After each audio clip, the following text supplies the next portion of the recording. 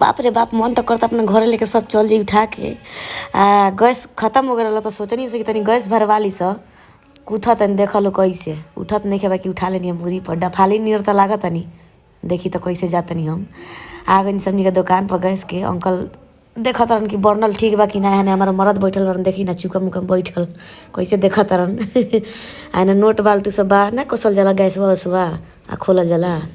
हम सोचत नहीं केकरा पैकरा के इस्तेमाल करी लेकिन सोचनी कि केहू के मार देब तो का होई फिर गैस भरवा तनी सन काहे गैस भरवा देखल जरूरी बाटे काहे कि आजकल भरोसा बाटे। तो गैस हमनी के भरा गेल बा हमनी के जातनी सन रास्ता में तो सोचनी सा सब्जी ले ली सन चारों ओर ठेला पर हरियर हरियर सब्जी लागल बा सब लोग अपना अपना बेचे में सीरियस भइल बाटे। एंड टमाटर बाटे आलूई बा ललका उजरका बंधा गोभी पालकी बैगन एने लोग आगी तापता बैठ के ना कोहड़ा बाटे। तो सोचनी तनी कोहड़ा पूछली कैसे बा कि चाची कोहड़ा कैसे बा तो बहुत महंगा रहल तो ना लेनी स तो हमनी के चलेनी स मुर्गा के दुकान पर मुर्गा ले लेनी स सोचनी आज मुर्गे खाइम स हमनी के। तो हम आ गनी साग के दुकान पर है बथुआ बथुआ बा 40 रुपया किलो आ सरसों बा 30 रुपया किलो।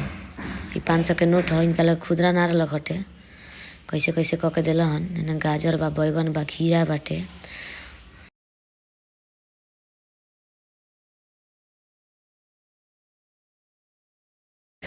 तो फिर का बागन समी के जूस के दुकान पर सोचनी से तनी जूस पी ली सका है कि जूस पियाला के बाद देह में ताकत नहीं आ जाला। हम तो देख के सोचतनी कि पी ली बाकी सर्दी भई रहल ह तो हमार पति श्री पियल हन हम चुपचाप बैठ के देखतनी कि कैसे पियत रहन मिक्स जूस।